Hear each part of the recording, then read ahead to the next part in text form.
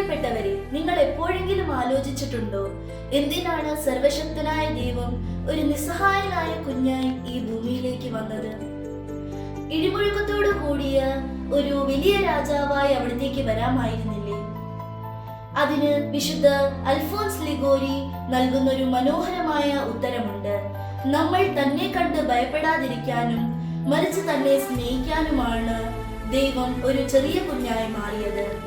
നമ്മൾ ഒരു സിംഹത്തെ കണ്ടാൽ ഭയന്നോടും, എന്നാൽ ഒരു കുഞ്ഞിനെ കണ്ടാലോ നമ്മൾ ഓടിച്ചെന്ന് ആ കുഞ്ഞിനെ കൈകളിൽ എടുക്കും, അതിനെ ഉമ്മ വെക്കും. ഇതാണ് ക്രിസ്മസിന്റെ രഹസ്യം.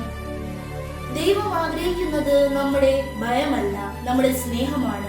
സ്വർഗരാജ്യത്തിന്റെ സിംഹാസനത്തിൽ ഇരിക്കുന്ന അദ്ദേഹത്തെ നമ്മൾ ദൂരെ നിന്നേ ആരാധിക്കാൻ കഴിയൂ.